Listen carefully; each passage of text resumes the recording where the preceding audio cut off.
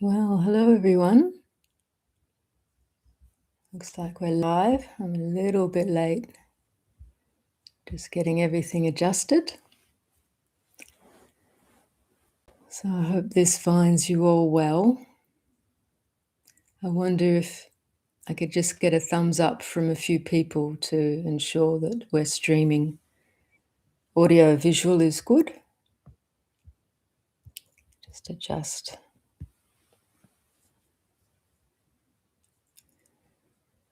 Terrific.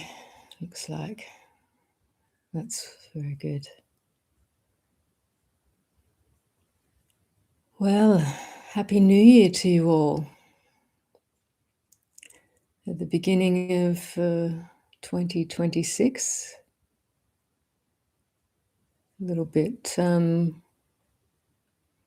futuristic, it seems. I remember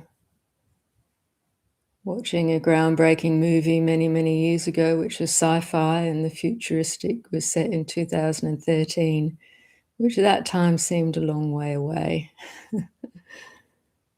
Now we're 2026, speeding along.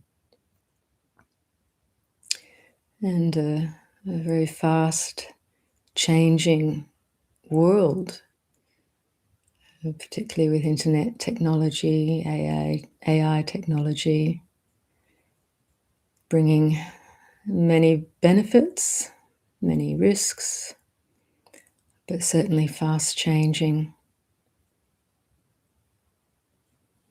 on one level.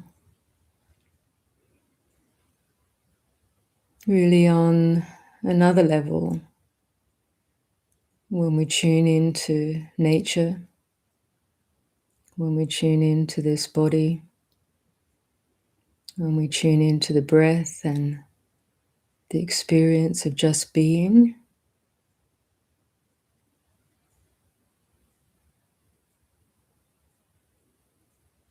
things calm down quite significantly from that roller coaster that,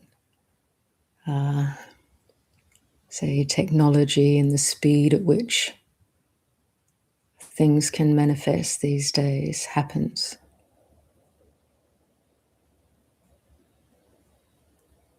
So tuning in to just being, in this sense, the benefit of the body is really obvious. Now, I know it's a painful, cumbersome condition much of the time, but the Buddha taught that mindfulness of body has tremendous benefits. It can really help keep us grounded in the present. The mind moves very fast, changes very fast. The body changes quite fast too, but on a much slower scale. Just tuning into the breath, the pace of nature, the slightly slower change of the seasons, the cycles of nature. All of this can help us come back into a natural rhythm, a natural sense of breathing with the earth, the planet, the creatures, all of creation really.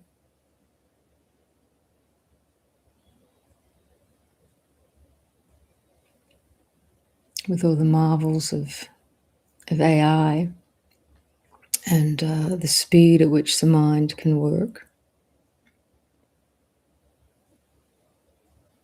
It can stir us up in a way that's unsettling. Somehow, even when the body's a bit uncomfortable, tuning in to the body in a mindful way, in an open way, can help both mind and body relax. So this is really about what meditation is about. Not only at the level of the body, but finding the means and skill to just pay attention in a way that allows the mind, the heart, the body to open, relax. And find a natural ease that feels,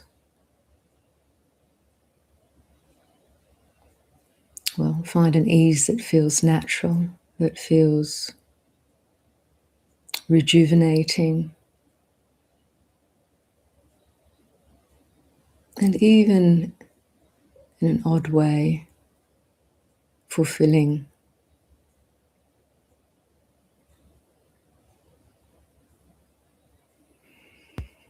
That sounds strange when the body is aging and manifests disease and pain. Certainly isn't experienced as fulfilling at those times. And yet people can work with pain and discomfort in a way that still allows a relaxation, an opening, and a letting go. But before we face those times of pain and discomfort, it's much easier to train when the body is in a relatively stable, relatively comfortable situation. So that's what we'll do this morning. Tune in to body, breath, let the heart and mind open. Open to the Dhamma, open to the way things are, and allow the inner wisdom, love and compassion to make itself known. So today, we're the 4th of January here. This will be our last session for a little while. I'll talk more about it at the end, but just maybe 6 or 7 weeks where we'll be traveling and on retreat, and starting again on the 1st of March. So make the most of today. And what we'll do with the chat is, for the meditation now, we'll turn the chat box off. And when it comes to the Q&A, we'll turn it back on for 10, 15 minutes to get some questions in. And we'll move through those questions first before opening it again. This just helps to keep everyone focused and helps me and Jayasara find the questions that we can respond to in the chat. So I think that works pretty well for everyone. We've done that before. Okay, so let's get ready for meditation. We'll turn our intention to meditation, which is what? It's simply not changing much, just recognizing the capacity of awareness of this body, mind, heart, the presence of consciousness is already here, of knowing, of awareness. But we're turning our attention to begin to recognize this experience of presence, of being. So many different words we can use. Presence, being, connectedness, consciousness, awareness.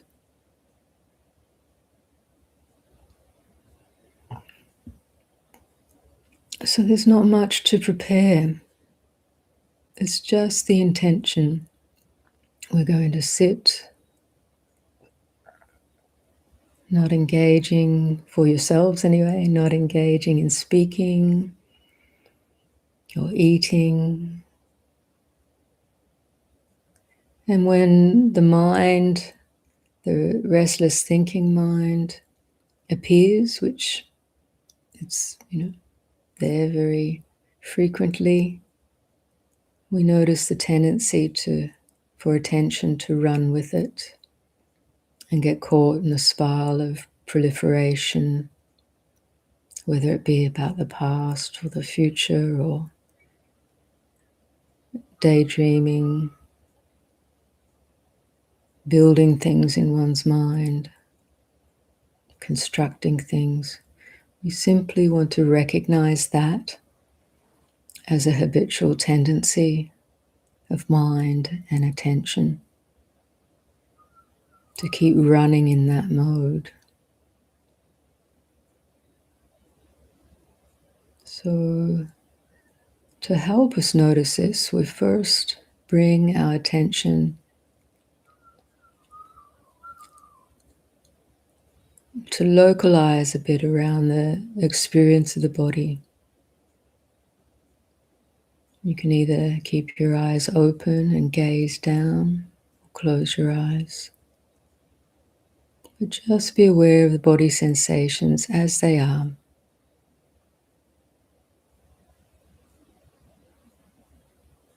The pressure of sitting, various limbs touching one another, sensations of the breath moving in and out of the body. Simply witnessing that, being aware of that as it happens in present time.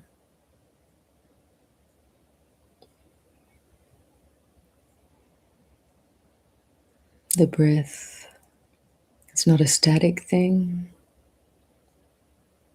The process of respiration is also a movement.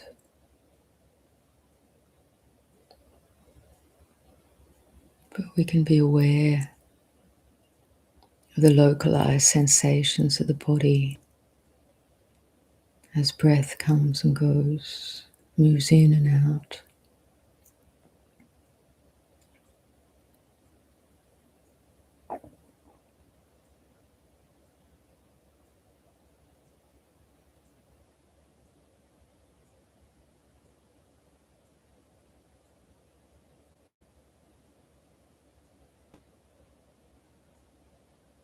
And being aware of the body, you'll tend to become aware of where there may be places of tension in the muscles.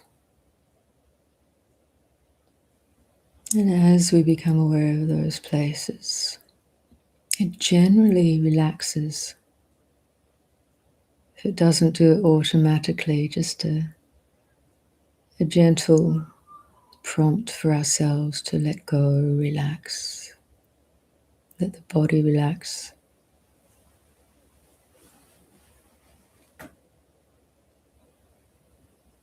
And this is an interesting part of meditation, just to recognize where the body is habitually holding a bit of tension in the arms or the hands, the shoulders, the face, the jaw.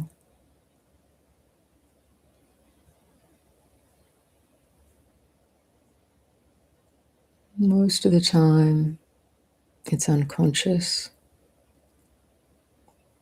but now bringing deliberate attention to the body, we recognize the holding,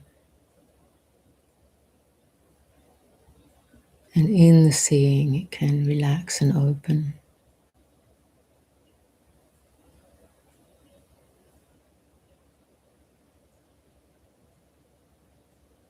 And we notice the beneficial effect of that relaxation on the musculature of the body and also on the mind.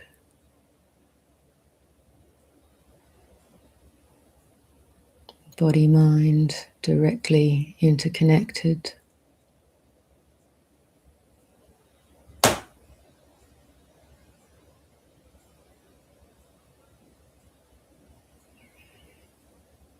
And as the body relaxes a little more, we notice more the rhythm of this in and out breath. It's like a tide moving, gently lapping against the shore and receding. It has a rhythm. And it does this by itself.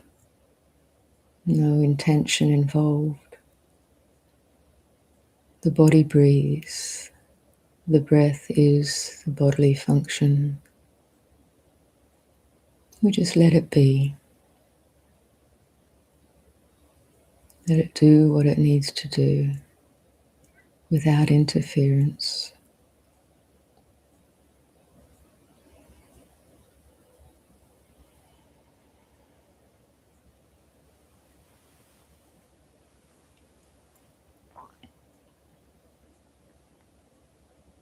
You might find your body, tension in your body relaxes even more when you find this place of non-interference.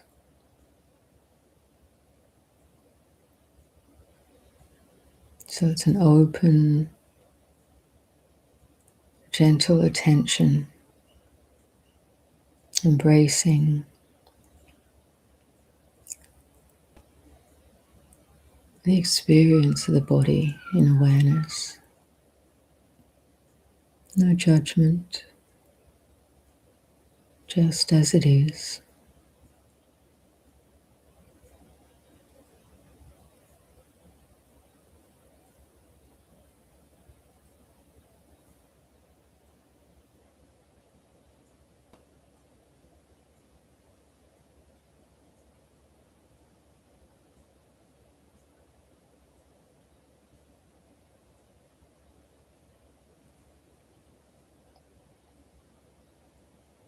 So allow this tendency towards relaxation to continue its own process.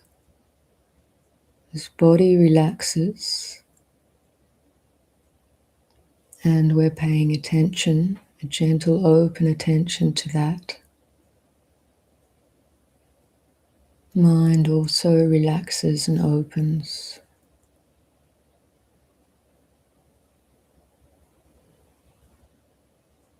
Opens more into a sense of spaciousness, connectedness,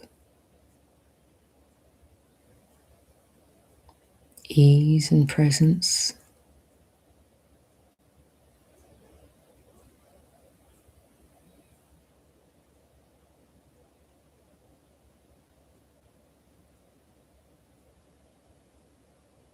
If there's enough interest in this process, it sustains the focus, both the interest and the subtle feelings of ease and relaxation, which is pleasant.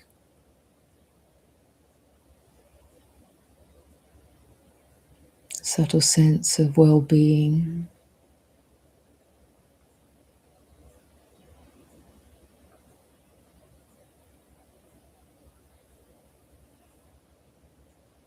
Nothing else to do except to be with this process.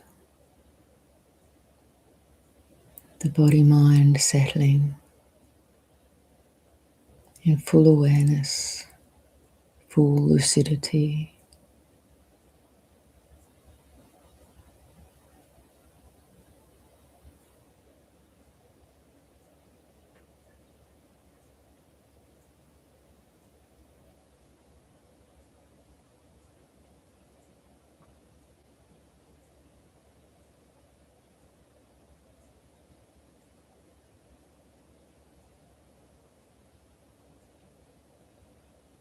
Different thoughts might grab our attention, and we simply want to recognize when that happens. As soon as we recognize, we remember the breath and the body, thoughts are dispelled.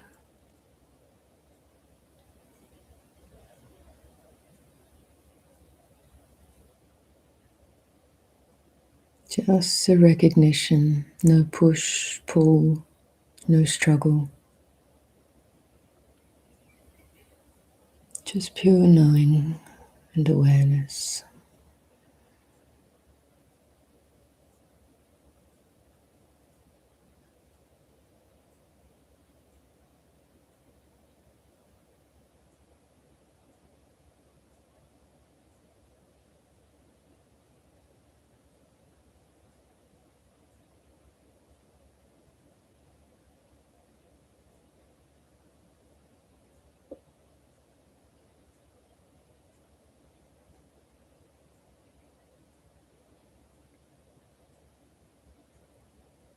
If the mental activity of thought feels like a very strong current,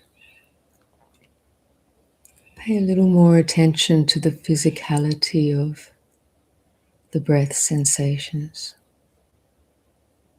where you feel it the strongest.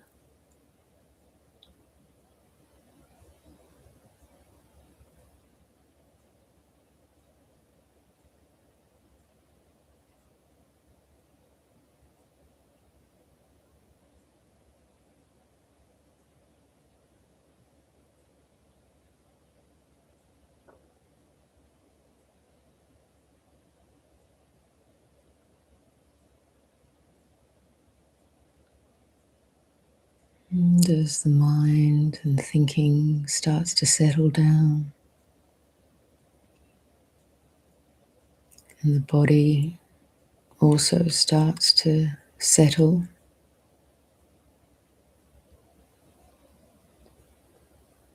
become more of a smooth physicality,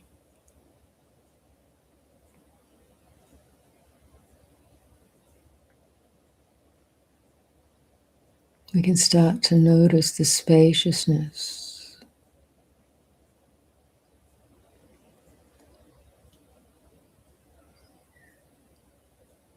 the space around the sensations of breath, body, and thought.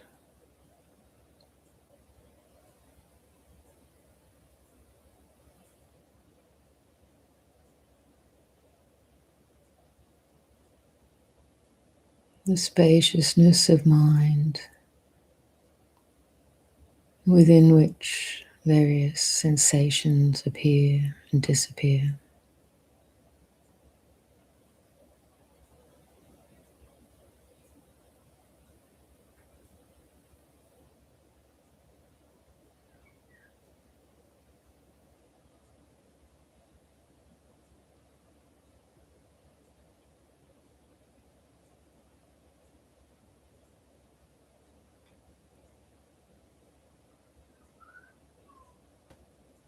Or as Longchenpa refers to it, the basic space of awareness, ever present,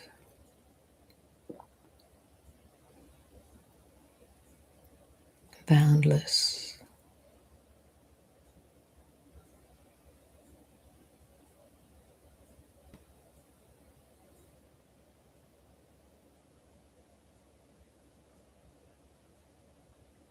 No edge to it. The context within which appearances arise, and within which all experience appears and disappears.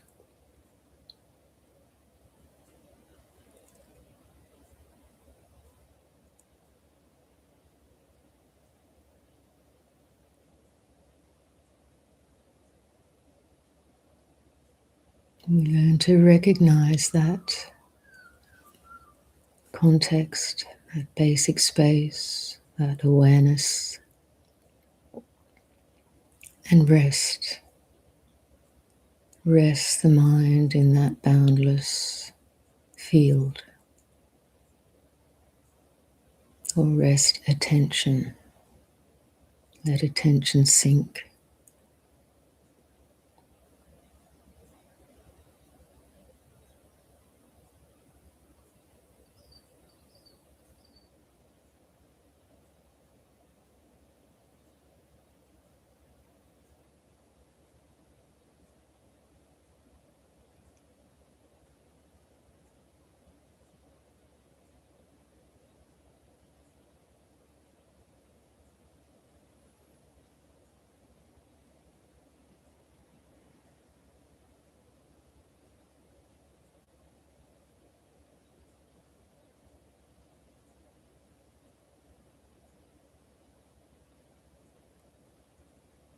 Various sensations and thoughts will still come and go. Just notice how that happens. Simply notice, like a light coming on and off, or the twinkling of stars in the night sky.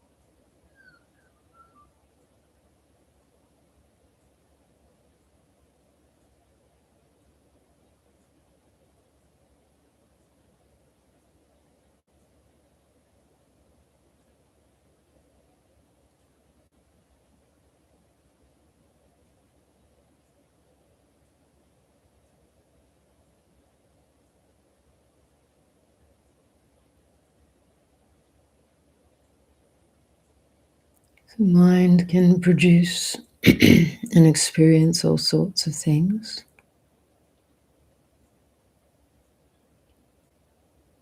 And our practice in meditation is simply to know without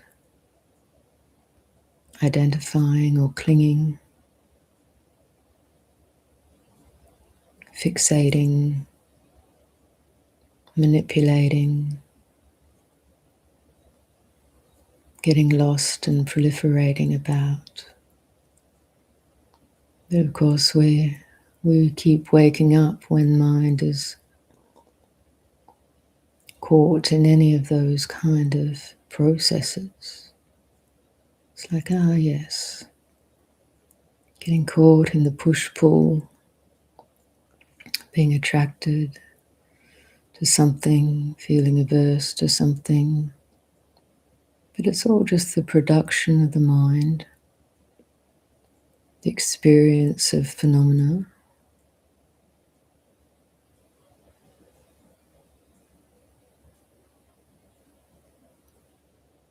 Our practice is simply to know it as it is. And when we find there's fixation or clinging or identification, we recognize, and the mind relaxes out of that.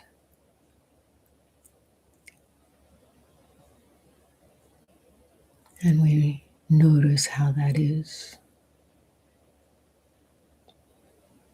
Rests back into the natural space, spacious awareness of mind.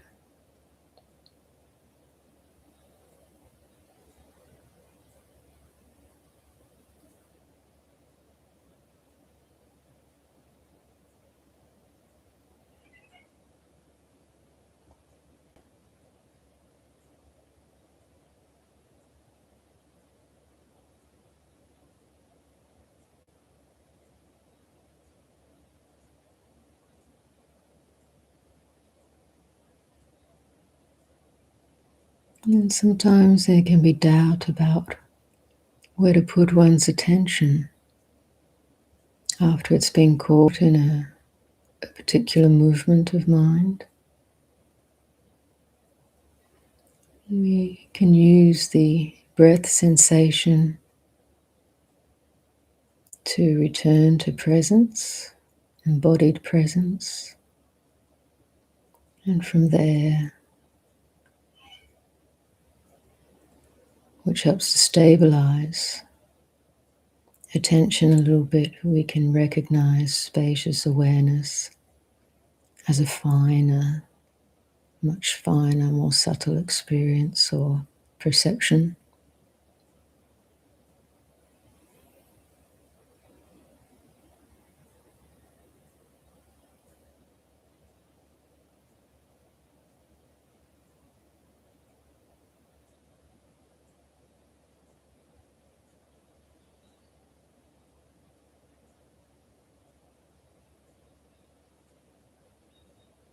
And more as the mind seems to become more subtle in its discernment, notices finer levels of clinging, of attention, holding to some mental object. And as it notices, it naturally opens and releases.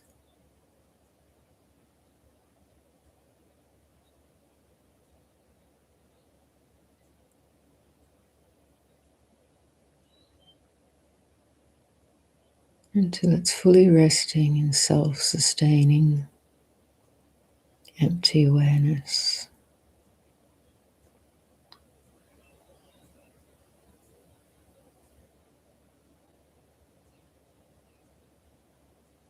Not something you can force at all. It's just a process of recognizing and a natural letting go of any clinging,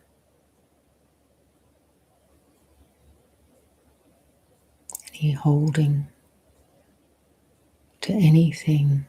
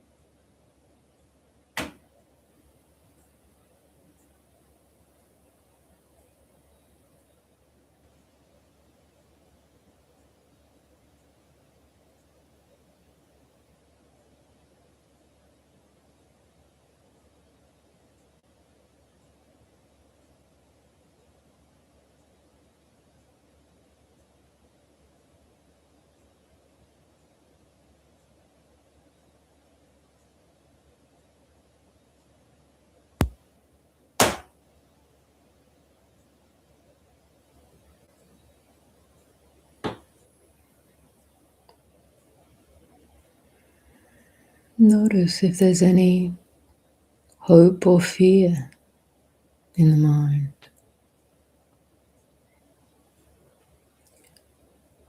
wanting to make the meditation experience into one thing or another.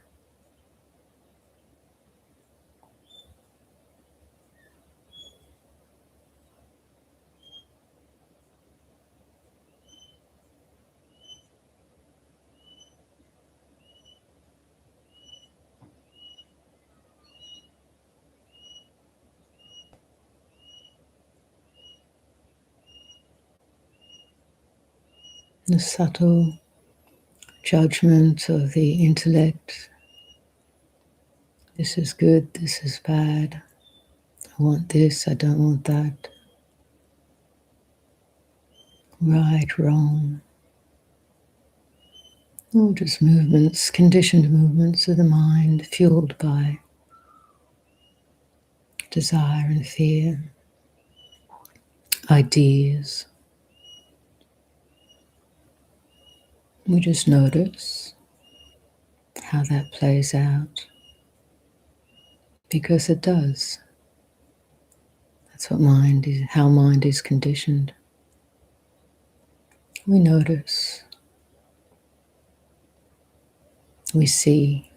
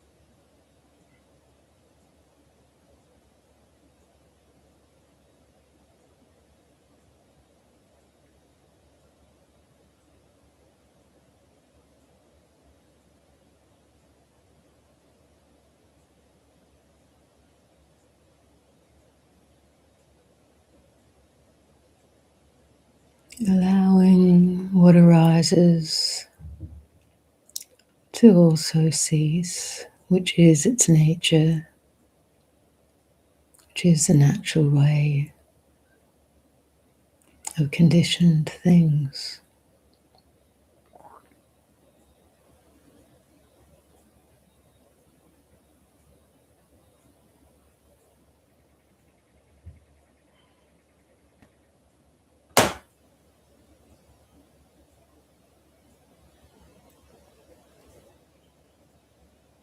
Noticing appearances, phenomena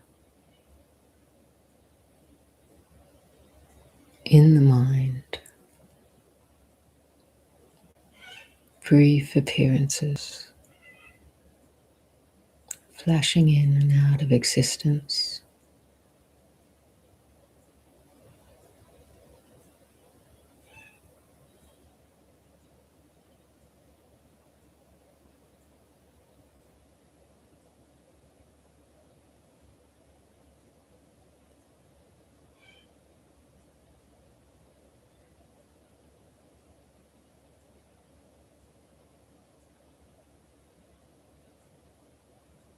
Letting things be as they are, in full awareness. This heart knows some peace.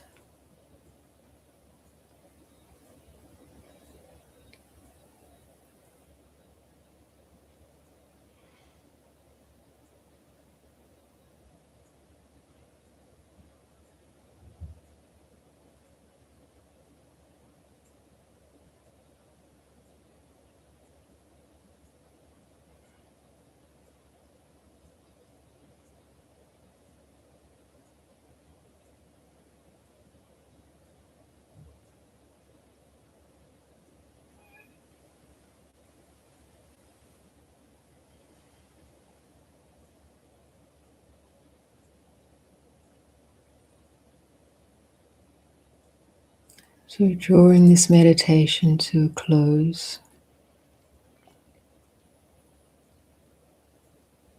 in your own time, coming back into touch more fully with the breath and the body, opening your eyes, recognizing the space in the room where you are, and coming back into relationship with the screen and the internet connection we all have.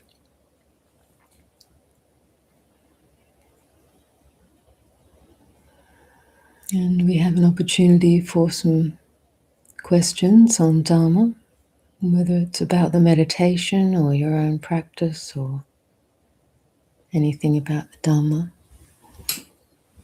I'll do my best to respond.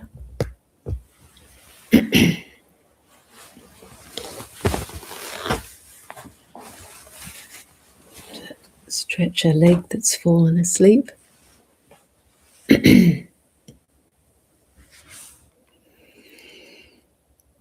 Okay. Just scrolling back to check on questions.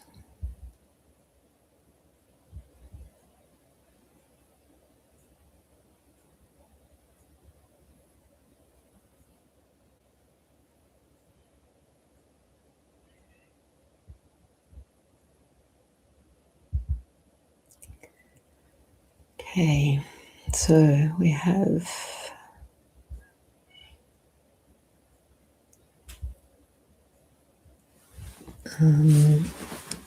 Robert Robertson. Nearing the end of this life, what do you suggest to be my support? What should I turn to? Thank you for all your beneficial activity, which I've experienced as a great help. In terms of what should be your support, what should you turn to? It perhaps depends somewhat on what you've cultivated in your life, particularly as your sense of spiritual refuge.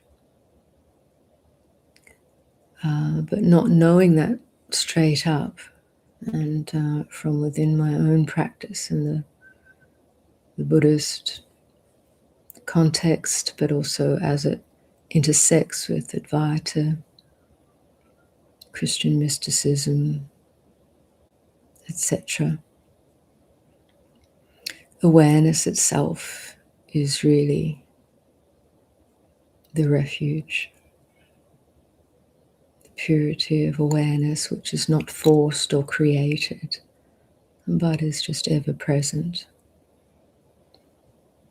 And its quality is all embracing with regards to whatever one is experiencing.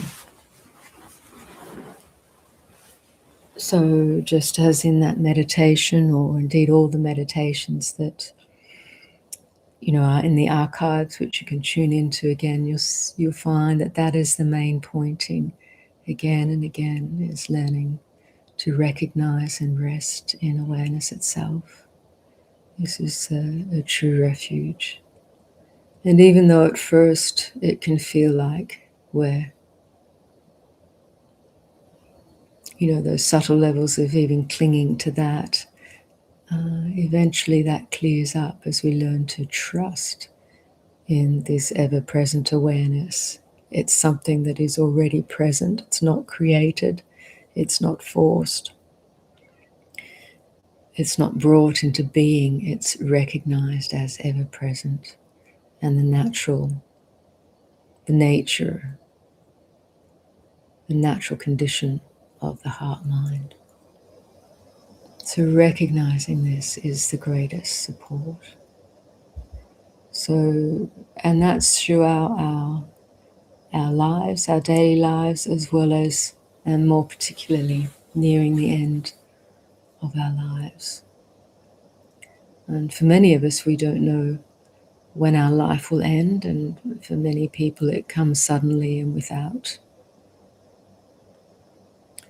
without warning, whereas for others it comes more slowly through aging and perhaps prolonged illness.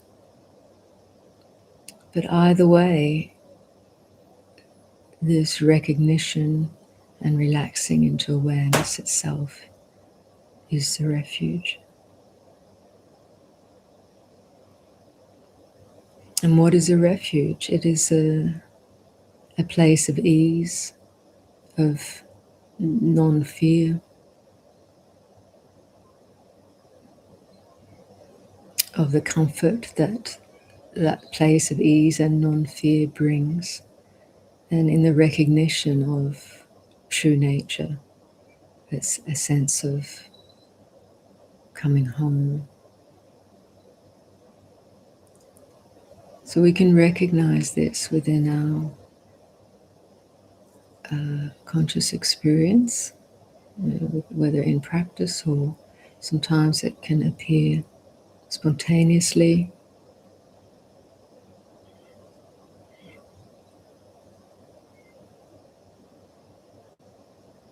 But often I believe as we get older and approach death, and particularly if one is older and already letting go, it becomes the obvious, it becomes more and more the obvious refuge. But in a way, we have to keep remembering it, keep recognizing, as the thinking mind will throw up doubts and restlessness and reactivity.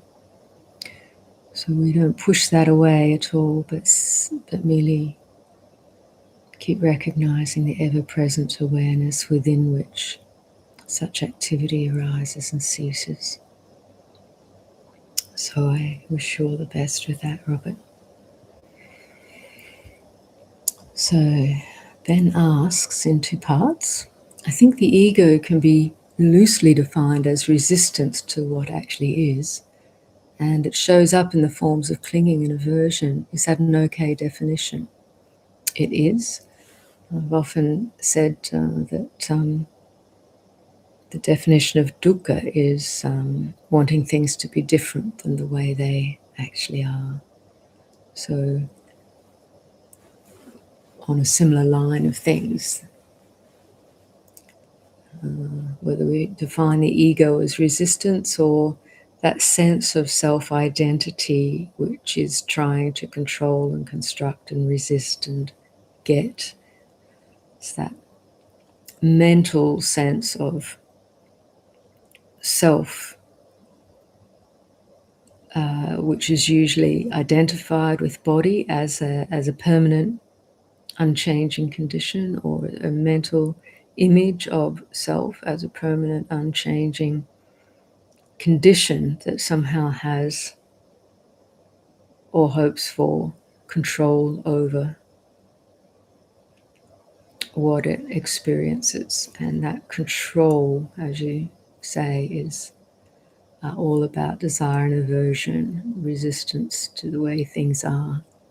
And the not seeing that being unseen, the delusion or illusion continues. But with the seeing, with the purity of awareness, we recognize the conditioned nature of that ego structure, that self-image, and the conditioned nature of the movement of clinging, aversion, resistance. So accepting what is may be overwhelming, or at least the fear, the ego fear, thinks it might be overwhelming. Because when you're actually open to the possibility, really open to the possibility of accepting what is, you actually come into your center, which is ironically stable. So this is the thing. The ego fears overwhelm, fears annihilation, fears loss of control. But the accepting, which is the real opening of the mind and heart to the way things are, which can take some time in some cases, especially with regards to trauma, pain, hurt, etc., patterns involved in that. This is where we discover the stable refuge.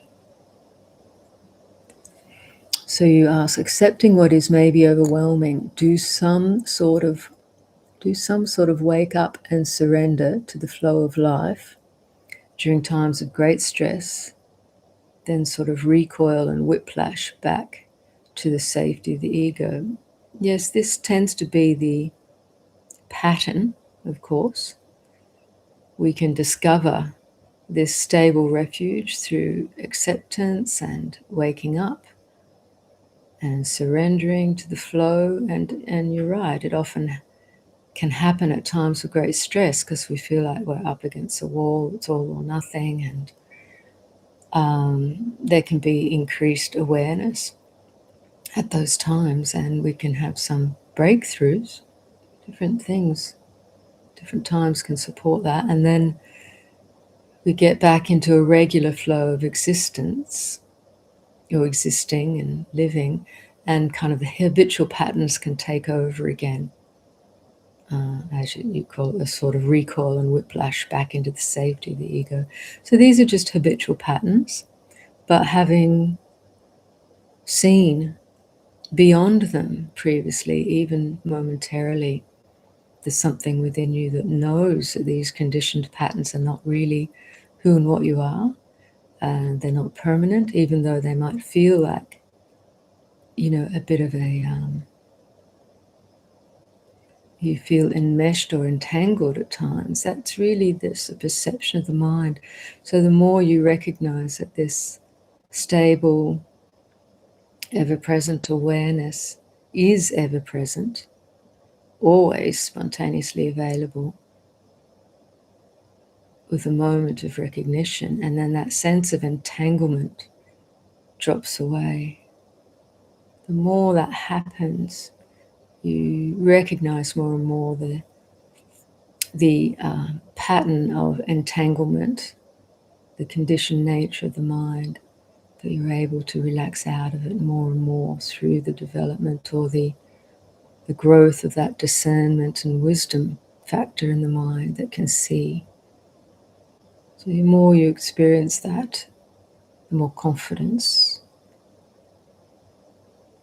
grows, and habitual patterns become less compelling, less dense, and tend to deceive you less often. So this is what we might call path progress in one sense. So I hope that helps. But yes, it's very standard in the way these things start to unfold. So recognizing the conditioned patterns of mind more and more, and recognize they're not really who and what you are, but they appear because of the conditioning power. But their power, the more you know them for what they are, relax out of them, they have less and less power over the mind, even though they'll make appearances.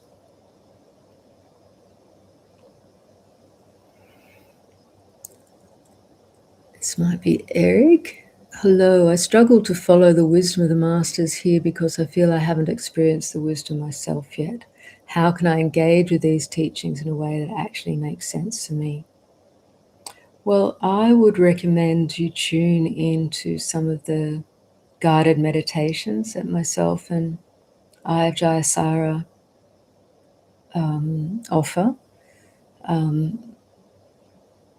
And Jayasara has, I think, a whole stream of her meditations on the Wisdom of the Masters website, some short, some longer. And then there's a whole archive of these live stream sessions, which always begin with about a half-hour meditation. So I would encourage you to engage with those guided meditations, and then selectively choose some of the Wisdom of the Masters teachings it does take some sampling and experimentation to see what makes sense to you or speaks to you at first, depending on the tradition which you're coming out of or which you're drawn to. But our direct meditations are usually pretty direct, and the language is usually easy for people to understand. The instructions are very simple and direct.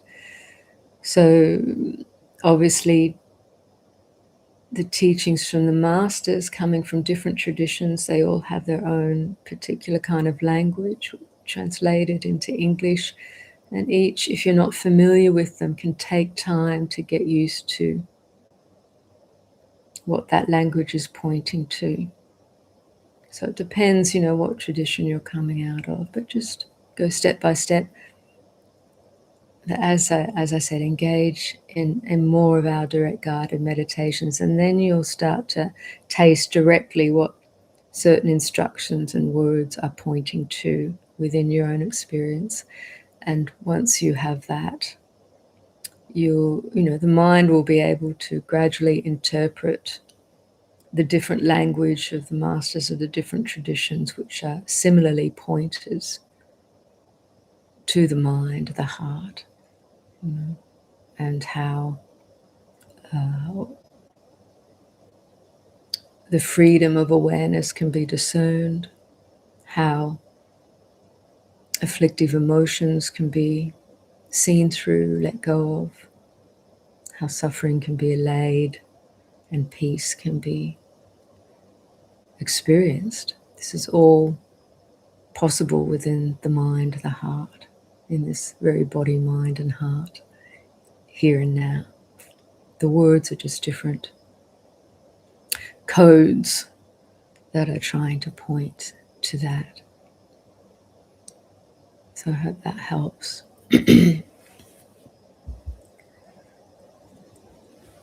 So Leslie, during this incredibly peaceful and soothing meditation, I had an experience of experiencing colours, illumined by light and the physical aspects of the light. And the physical aspects of the light replaced any thoughts. Lovely. Very good.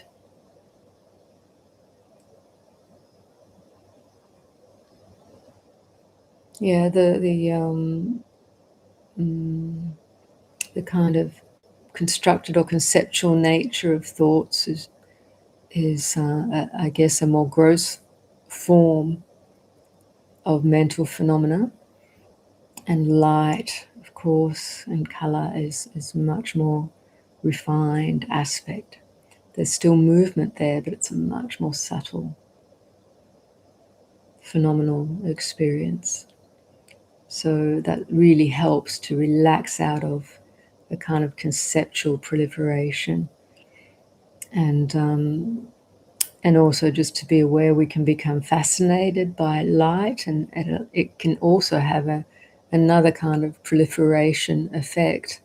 But as the mind becomes more subtle and our attention becomes more subtle, it even relaxes out of any fascination with light and sinks more into the boundless nature of the lucid mind, which isn't necessarily light, but clear and pervasive and boundless.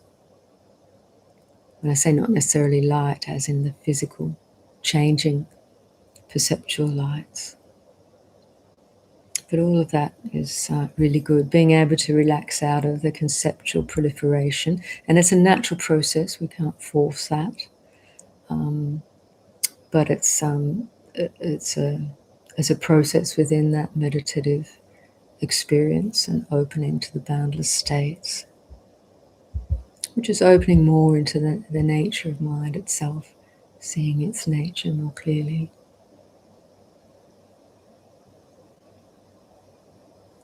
I struggle so much with my son, ignorance and not speaking to me, 19 years, only in his room. I'm lost and struggling between understanding and compassion, but also I think I have to be stricter. Gosh, it's really difficult. I mean, parenting for teenage children. Yeah, I'm not a parent myself, but I can really appreciate the pain and of such a circumstance, and the difficulty and struggling within yourself, and yes, moving between that struggle and compassion and should I do this, should I do that, should I be more strict, should I relax more. I don't know if there's another part of that question, but I think that's where. Okay, I see there's a little further part there.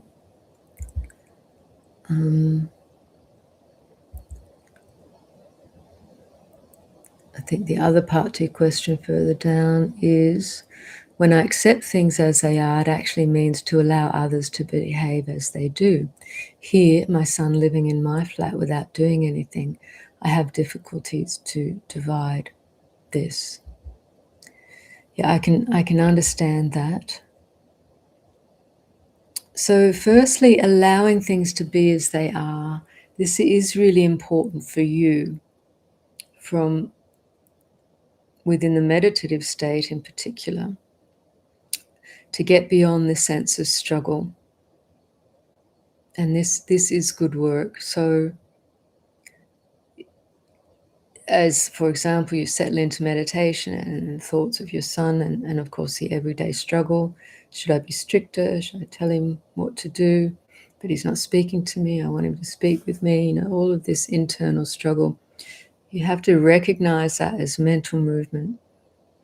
Accept that as it is, and accept, in this case particularly, the pain of that feeling of struggle. There'll be a tension there.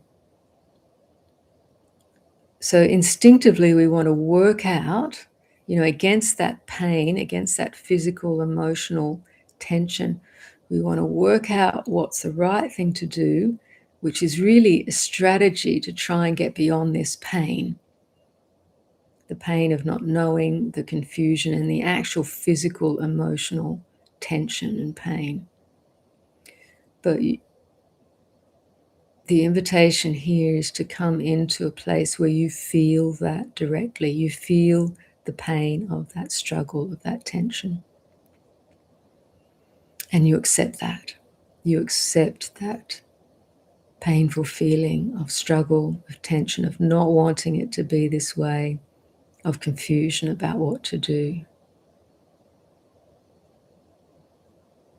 That is felt in the moment as it is. And you can practice just breathing with that as it is. That's what you need to accept, your own feeling and tension of struggle. Relax the mind that's trying to think about the best strategy, what to do. It's just about accepting this stuck, painful manifestation of struggle and tension in the heart and the body and the mind. You try to just breathe with it as it is. Relax the desire to get rid of it, push it away, etc. This is what you have to learn to accept in the moment. This is the way it is. Not desirable. We don't want it. Wish it was some other way, but this is the way it is. Until this starts to open out, breathing with kindness, kind attitude towards yourself, towards the whole situation, your son as he is, things as they are, the unsatisfactoriness of it all. It's completely imperfect, seems out of control, unpleasant, painful, but this is how it feels right now. Can I breathe with this? Just for one in and out breath, just as it is.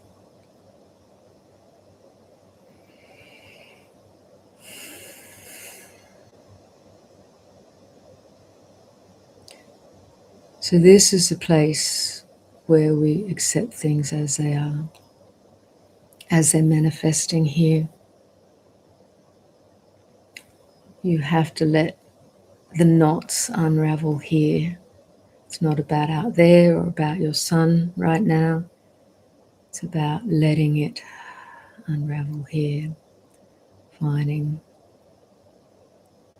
the place of unentanglement, disentangling, opening, relaxing, kindness, compassion for the complete unsatisfactoriness, you know, what they call full catastrophe living. Accept it as it is, here, now, breathing. You have to come back to that before you'll find any skillful way forward. I've got some meditations on our website that can help you move through this kind of stuckness. It's a short series called Embodying Awareness and Kindness. Awareness, kindness, and compassion on our website. So go through those meditations. It'll help you establish a way of working with this pain, unsatisfactoriness, and struggle. When you find some degree of peace and acceptance here, you'll be amazed at how that can have an effect on the field of relationship between you and your son and in that very household. Particularly between parent-child relationships, there is an entanglement, a psychological, even a psychophysical entanglement from birth. You know, it's there in the field. We may be physically separate, but there's a real mental, psychological entanglement. And it's quite complex between parent-child because they've been together from the beginning, the child, and there's not much awareness of that, but there's a field of reactivity on a, psychological, physiological, emotional level. So if you can work on the felt experience of that entanglement here, that has a profound effect and impact on the field. Honestly, if you're willing to experiment with that and look at the results with regards then how your son starts to relate to you, even before you ask him to be different or change your way of relating to him externally by being more strict or whatever. Just do this first. And then as you unlock that held tension, entanglement, and pain in your own heart, the natural wisdom and compassion of your heart-mind can respond more easily to the situation as it is, more spontaneously with your son. So I really encourage you to experiment strongly with this and go to those meditations to help. Okay, so Carlian, I have CPTSD, complex trauma. Thoughts and emotions seem to be repetitive and always there, almost like a heavy field. I am aware of it. Any suggestions how to work with it? Well, we work with it in a similar way because we're all caught in particular patterns of, thought and emotion. We're all conditioned in that way. It's just increased or intensified around aspects or experience of trauma. So therapeutic approaches, particularly mindfulness-based therapeutic approaches or body-based, somatic-based therapies are really helpful. We do have to release trauma in the body, and there are, I'm not sure if you've read, I think it is Peter Levine, I think it's called Waking the Tiger, which is around working with trauma in a somatic sense, but he really explains a lot about the manifestation of trauma in the body, which can help. But with meditative approach, it is kind of, as I was describing to the earlier question about the parent-child relationship, there isn't an entanglement, certain kind of entanglement there with that traumatic experience, entanglement around kind of the core pain and fear. So the same group of meditations, series of meditations I mentioned, embodying awareness, kindness, and compassion, will help work with trauma manifestation at that level in meditation.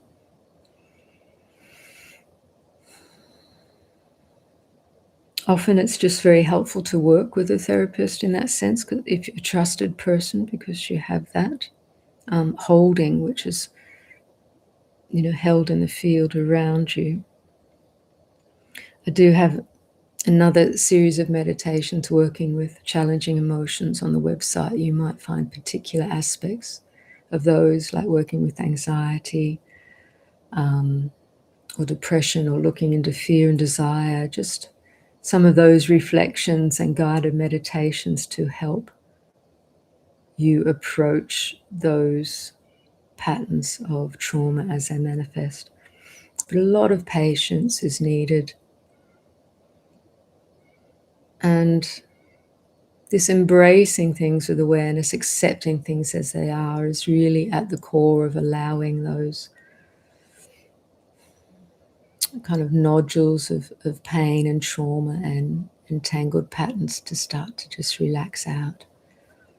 Allow your own inherent compassion to embrace and allow that relaxing. It does mean that you will probably re-experience some of the fear and the anxiety and the pain, the original core pain, but it needs to be held in compassionate awareness to heal. That's my experience. So, go to these meditations if you haven't already, because they'll be able to help you work with this stuff.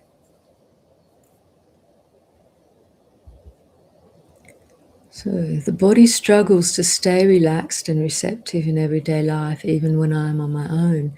This contraction increases, especially when interacting with others. Fear in staying open and relaxed. Yeah, that's typical for all of us. But we just recognize that again as patterns, ego patterns. We've learned that in the way we've been brought up, in societal conditioning. There is, a certain tension that comes into the physiological structure of body-mind as we interrelate. We've learned this from such a young age, even from in utero. The physical, mental structures are developing and adapting to experience, let alone after birth, coming into this full field of relationship. It's what early psychologists called the ambiguity of existence. We really don't know what's going to come at us, if it's going to be pleasurable or painful. And so we develop a certain, a certain kind of bracing and alertness, in readiness to respond, to shut down, or to receive. And this can be amplified when we are exposed to, say, intensely painful or traumatic situations, or indeed even in utero, even if our parents and the environment within which we find ourselves, if they're exposed to such, it gets communicated to the fetus. So, but it's typical for all beings born into a physical form, which is vulnerable. Existence is a life-threatening situation.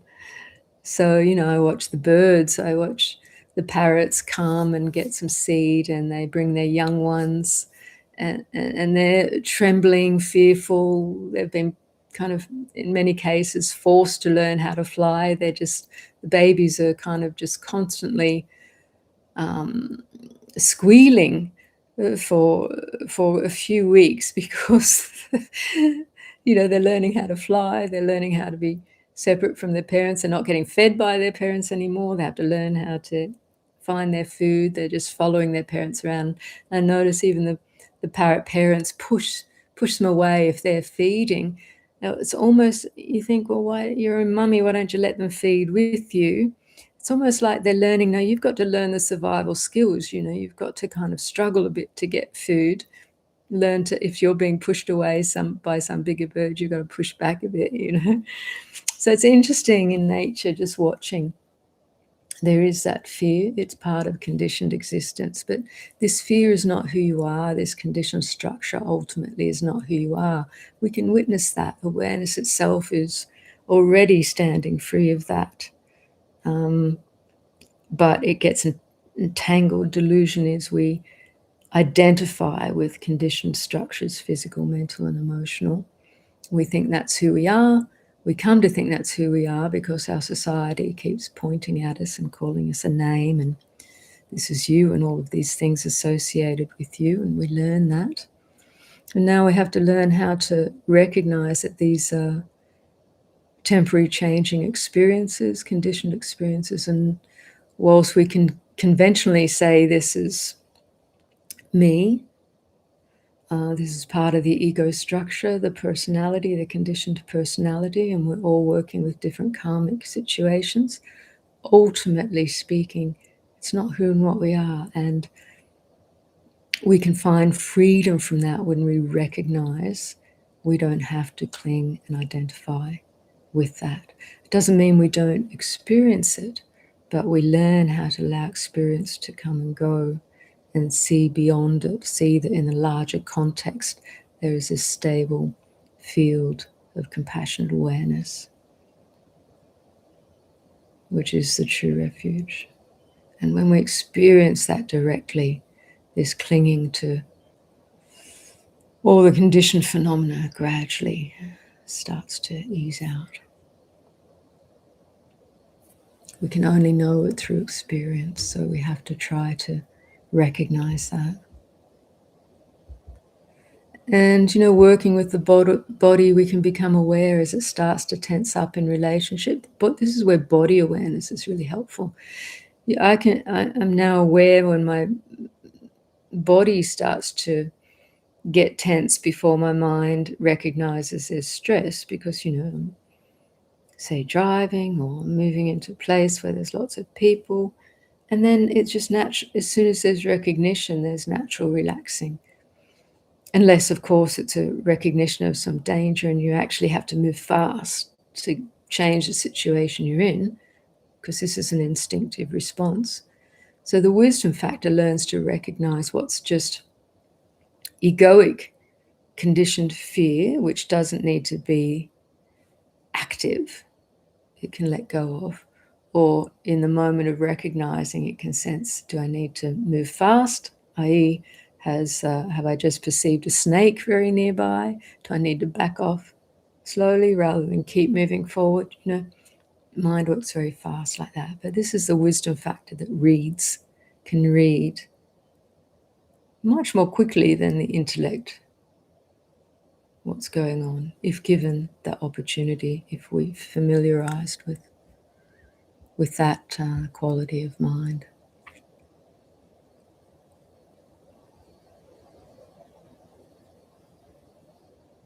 Recognized as ever present is so grounding and centering. Very good. It is ever present. We just have to keep recognizing, because attention just gets entangled with the patterns that we're used to being identified with or running with. Knowing this mind is all Maya, how do we reconcile the horrible events happening around us with this experience being all mind? Well, it's not that mind is just internal. Everything is mind, in the sense that we don't experience anything without mind. If mind was not operative and aware, there'd be no experience, for one.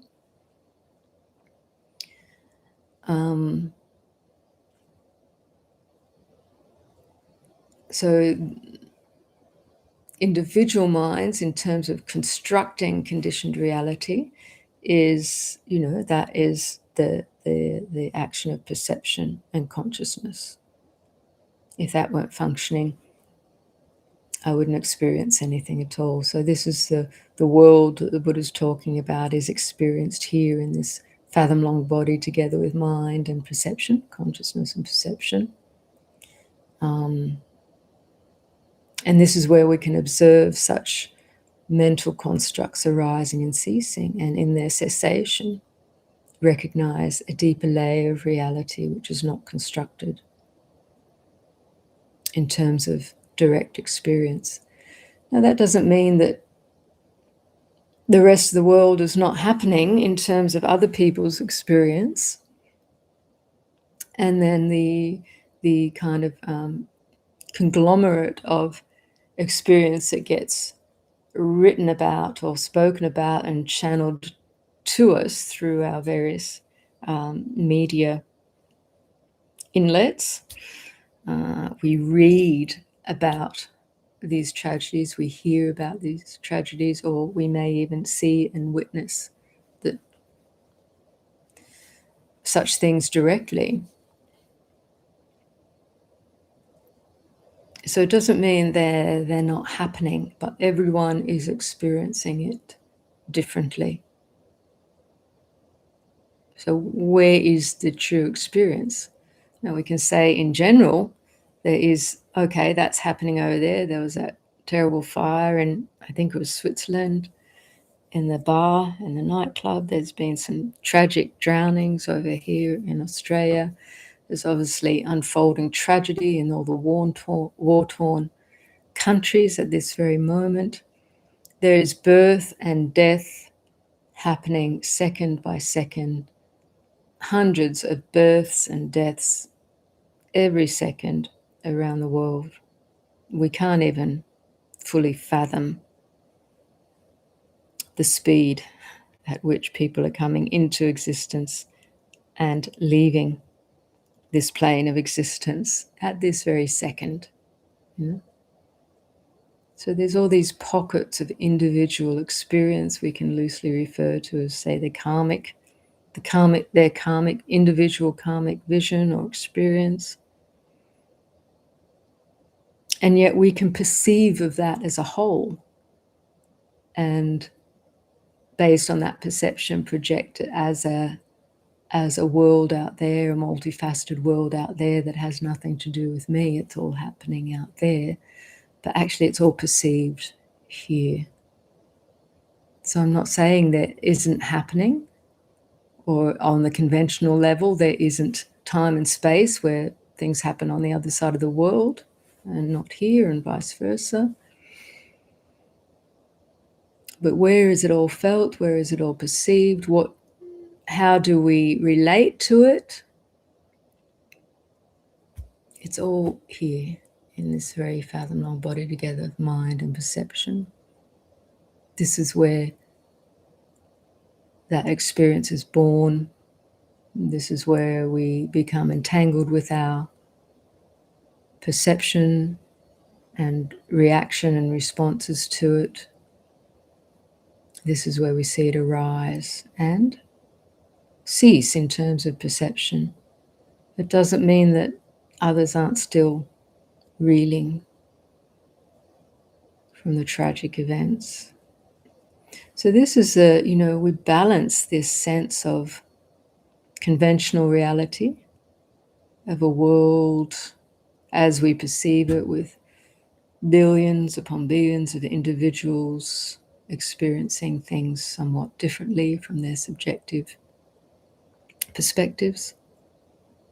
And yet all of that is also a perception arising in this mind.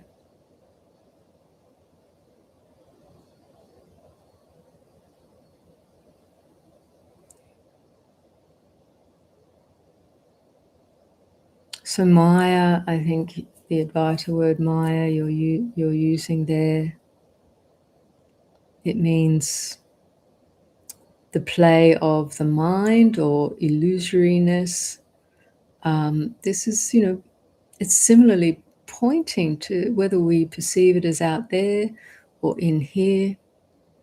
It is happening, but it is a conditioned reality. Anything and everything can happen within this conditioned world. Having been born into physical form, we become vulnerable to aging, illness, disease, accident, death. These are all inevitable part of the physical birth.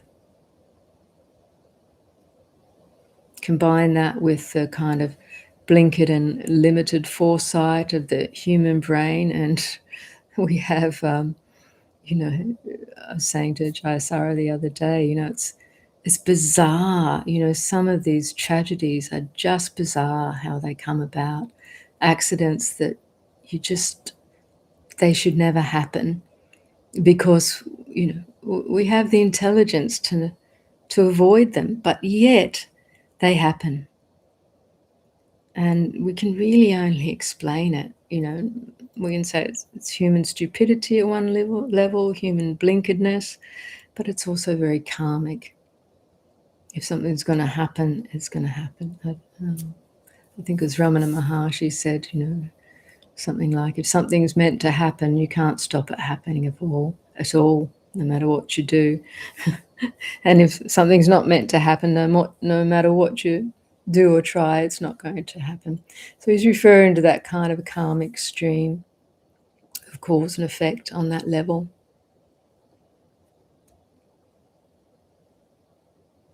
What to do? We live in this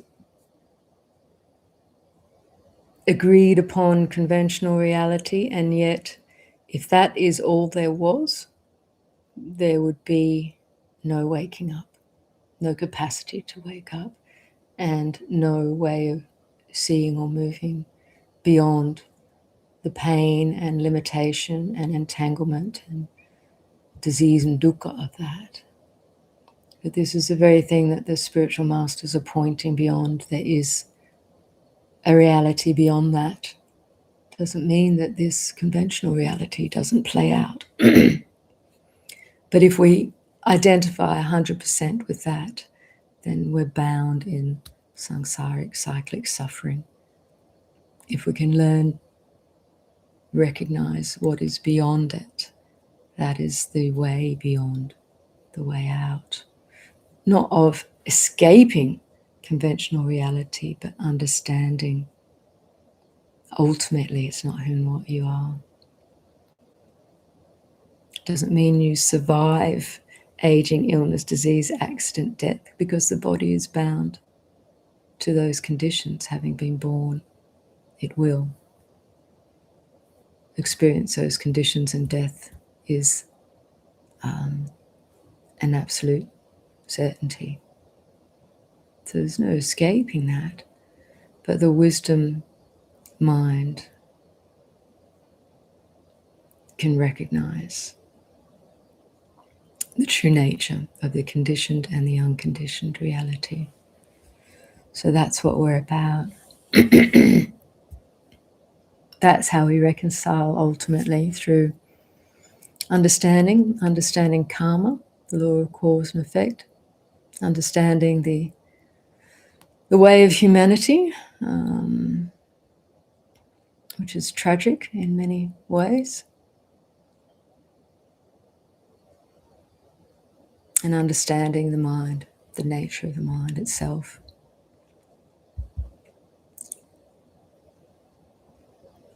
I practice different types of meditation, sometimes eyes open, sometimes eyes closed. What is your practice regarding eyes and seeing? I often start with eyes open until there's a certain settling.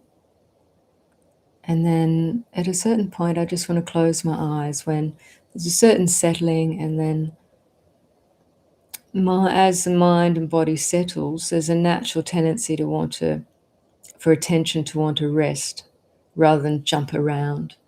With the eyes open and moving, as in our everyday life, attention is jumping and to a lot of things and keeps the brain processes quite active as we're moving and active. But in sitting meditation, it can come to a stillness. I was trained, I'm naturally more visual, and sometimes I find just keeping my eyes open but rested at one place, or just subtly just taking in the room, and then kind of steps to resting and simplifying. That's how it works for me. People will be different. In the Theravada tradition, there's a lot more eyes closed. In the Tibetan Dzogchen tradition, they train meditation with eyes open, perhaps looking at space, whether in the sky or just generally looking into space. So there's different ways to train your attention in that way. You can explore what works well for you.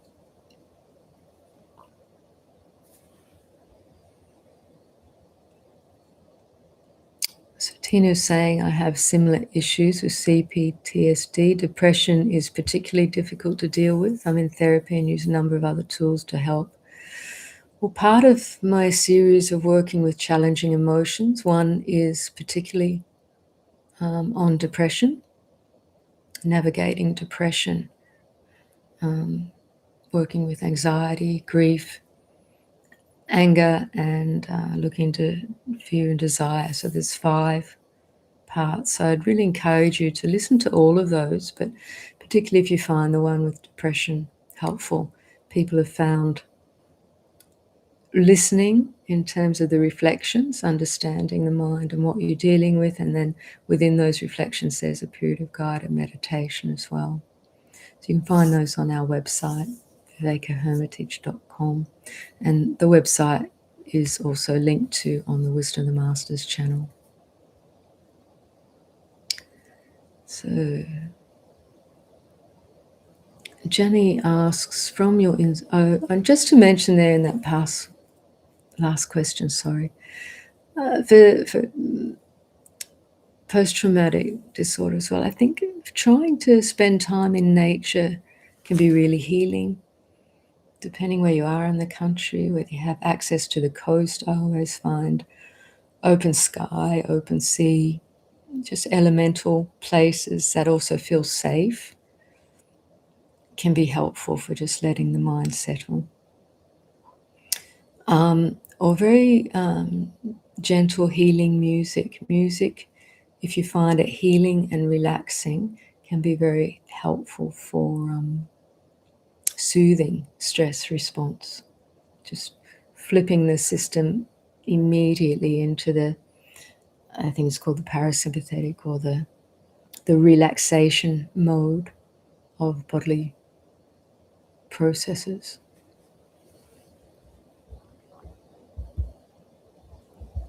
So Jenny asks, from your insight, what is the definition of the sacred Dharma?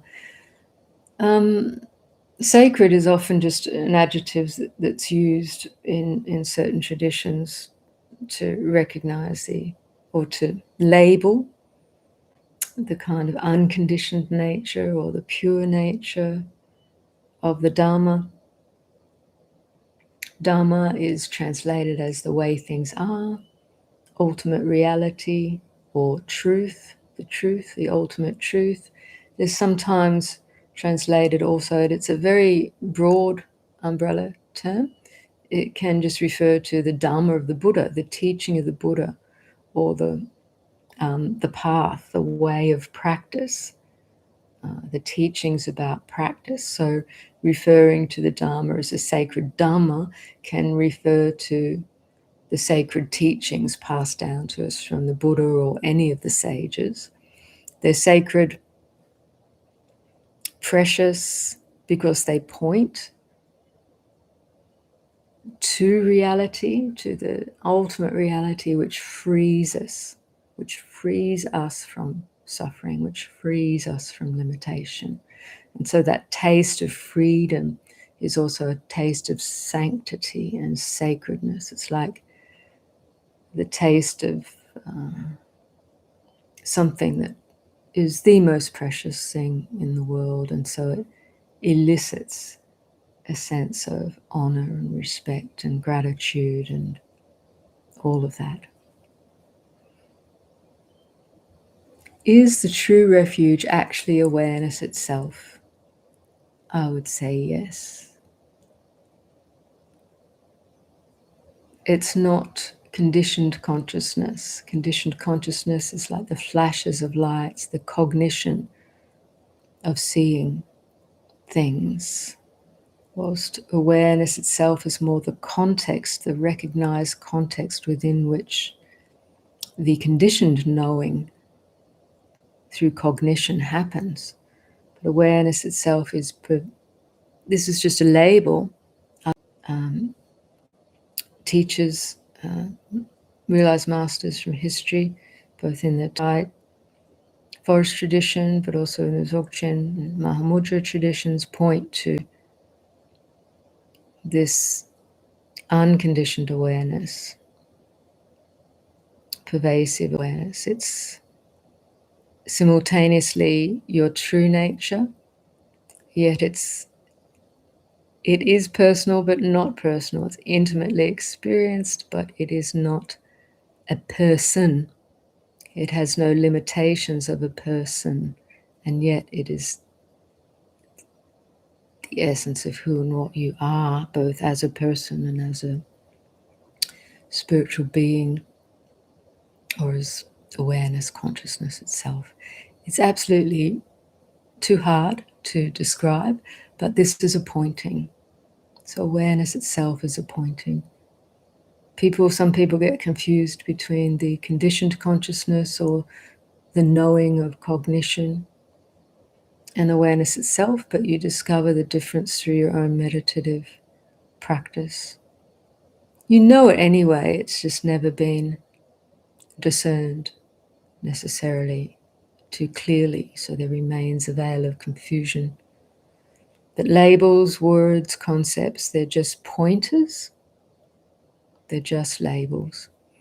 And understanding the function of labels will help you recognize the difference between conditioned consciousness and awareness itself. Some people call awareness itself pure consciousness, or in the Advaita tradition, the true self. So many different labels that can mean different things, but these are just pointers to a direct experience. And the direct experience is what will liberate you. And is what will establish that clear comprehension in regard to what it's pointing to. How does Buddhism view assisted dying? A very hard question.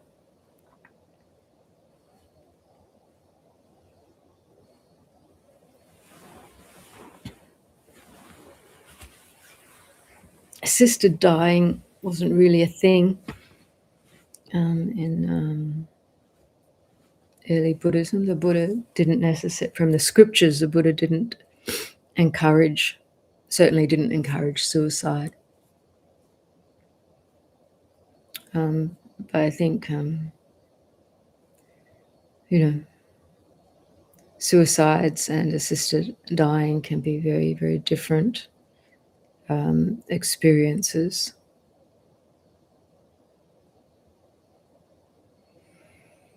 So I don't feel qualified in some sense, which is ironic, being a Buddhist nun, to say how does Buddhism view assisted dying, because it's a very complex topic, and I said it wasn't a thing in the Buddha's day, so how the Buddha would have viewed it, I don't know, but I know that he certainly didn't recommend suicide. And I don't conflate the two, actually, even though it might seem like that.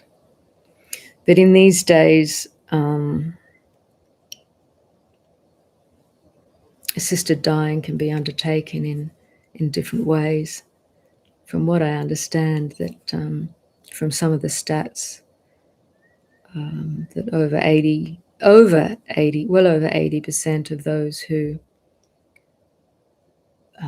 kind of sign up for assisted dying don't actually engage it. They end up dying, passing away more naturally. But what it seems to function as is allowing the person to feel more confident or have less fear as they approach death. And I also understand that there are some medical conditions that are extremely painful, and that modern medicine doesn't necessarily help with such things. So it seems fair enough that people should be able to make their own decisions about this. But as I say, it's a very complex field, and certainly as Buddhist monks and nuns, we have to be very careful. We do not recommend, in no way would we recommend such approach to people, but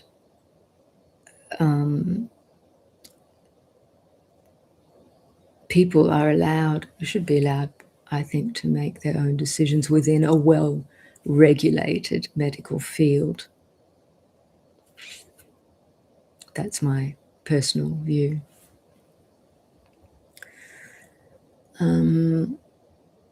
When I accept things as they are, we went there before, sorry. I'm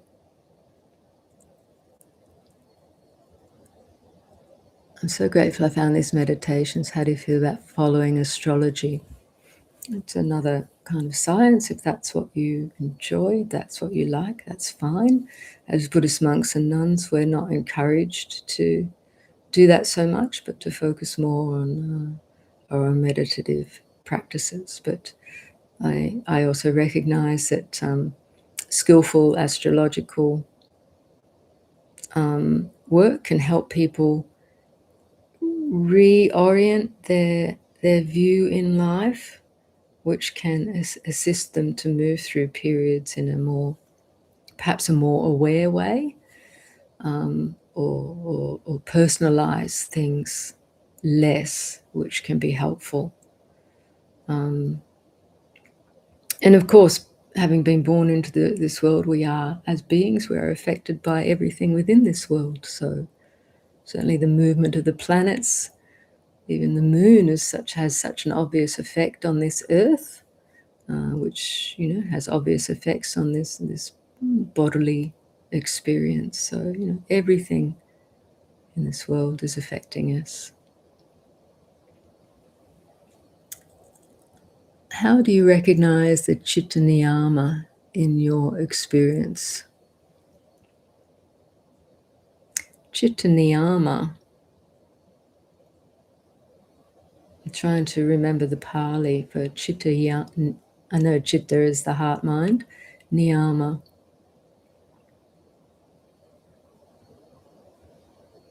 You might have to enlighten me on that one. My brain's not coming up with the translation of niyama.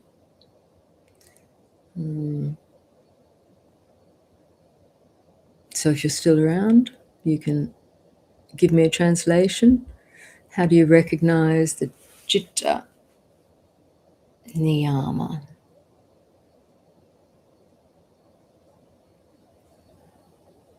If it's just about awareness or the movement of the heart mind, then you just witness it.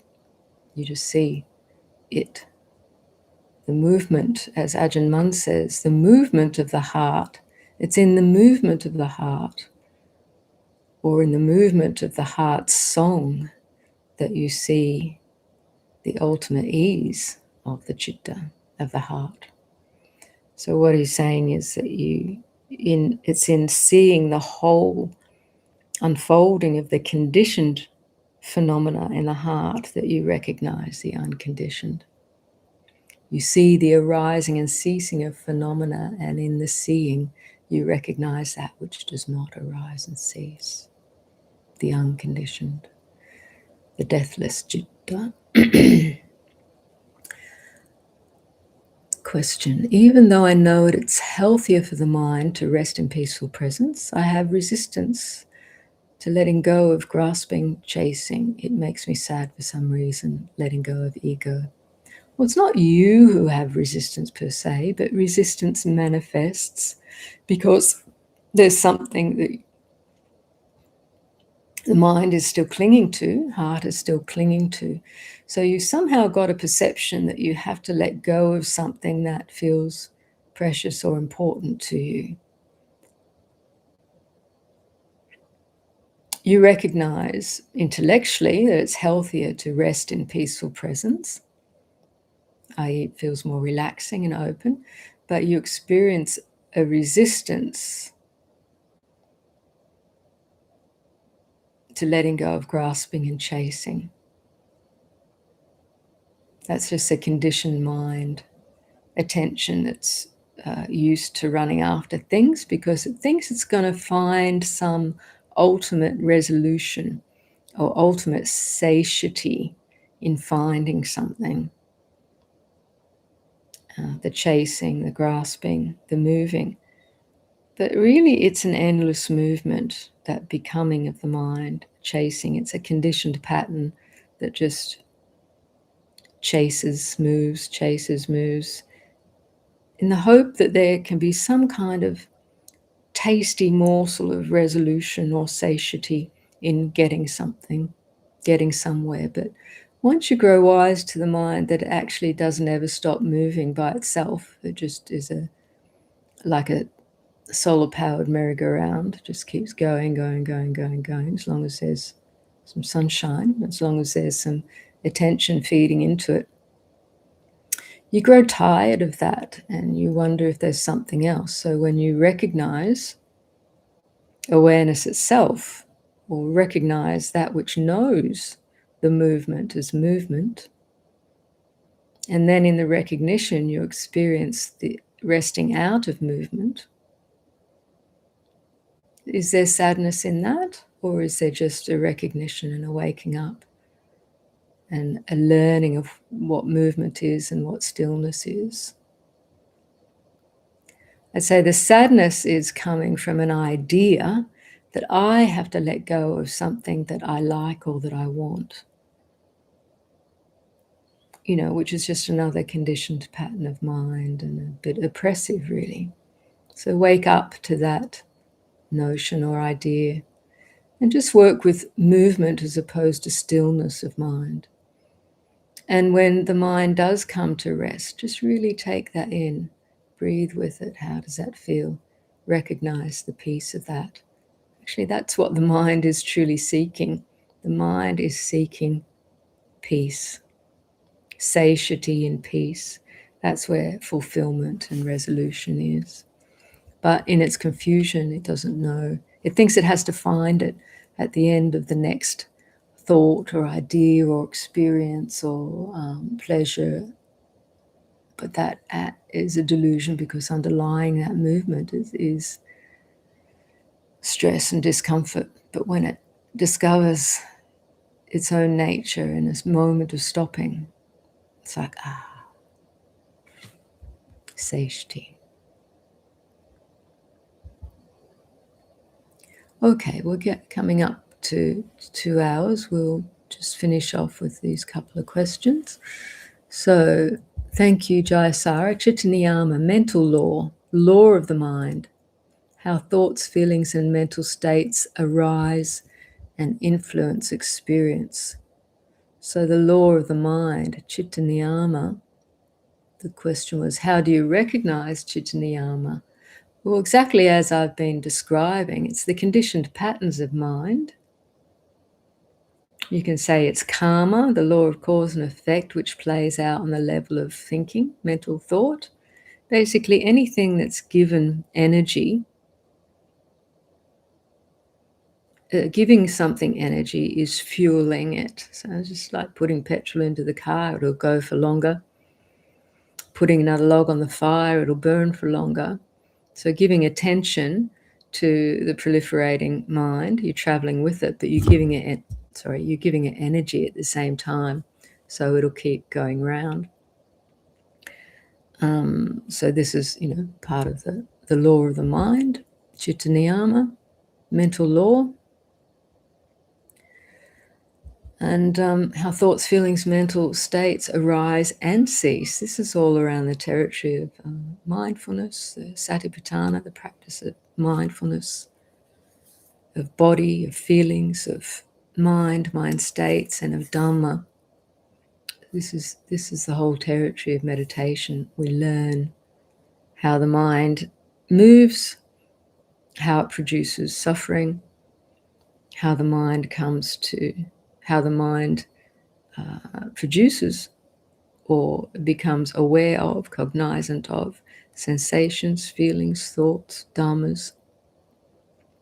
And we understand how these things arise and cease ultimately by themselves because of a karmic propensity and habitual tendencies. But we start to see with the witnessing, they're not who and what we are, because that which witnesses and is aware of their arising is also aware of their cessation.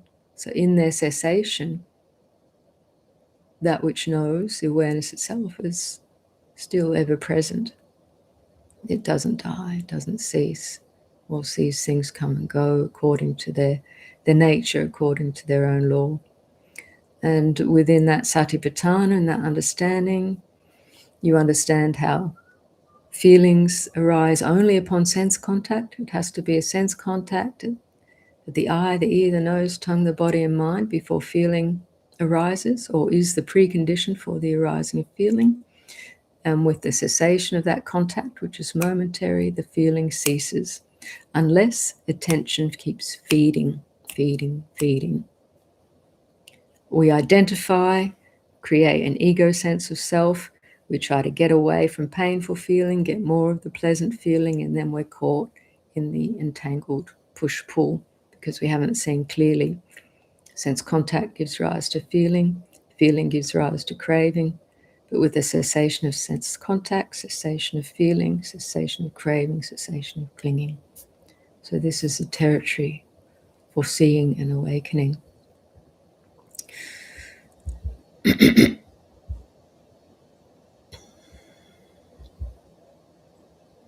So yeah, if you want to look more into that, how do you recognize the Chitta Niyama in your experience? Read the Satipatthana Sutta, Majjhima Nikaya 10, I think. And practice that to the best of your ability, and you'll see all this stuff is about. Okay.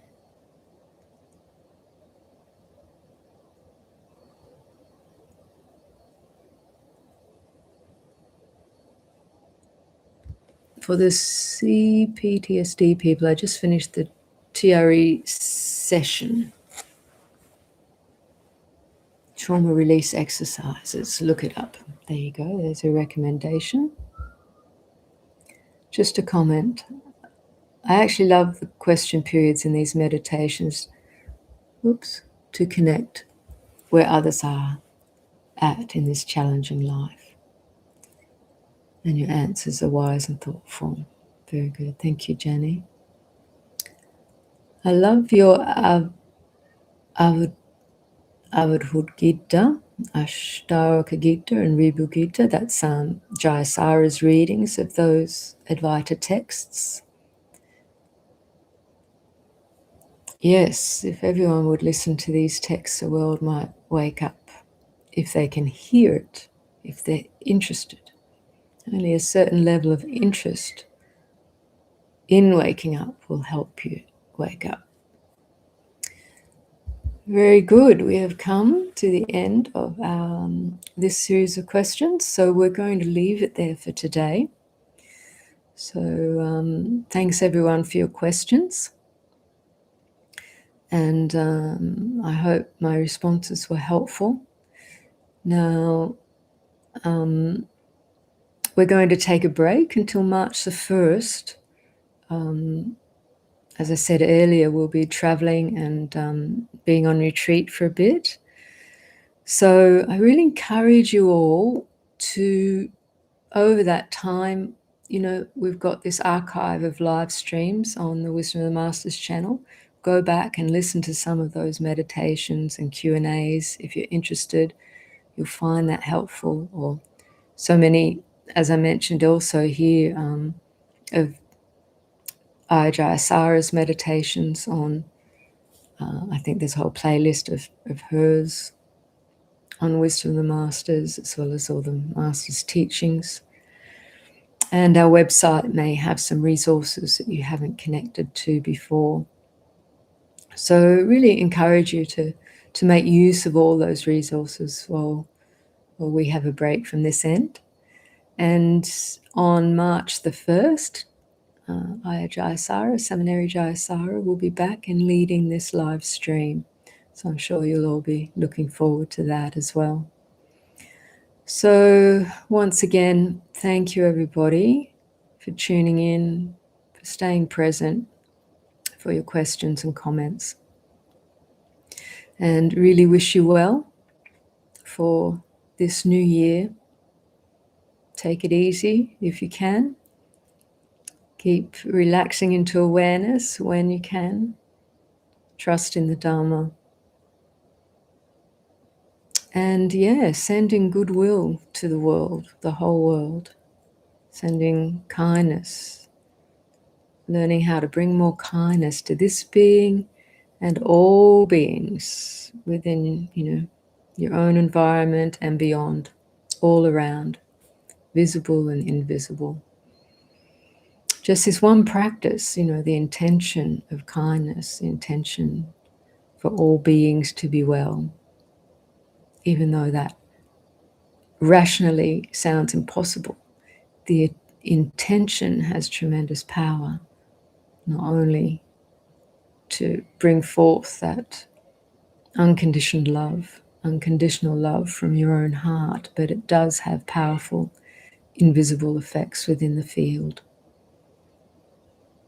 So, wish you all the best, and we'll see you again before too long. Take care, everyone. Much love. Bye for now.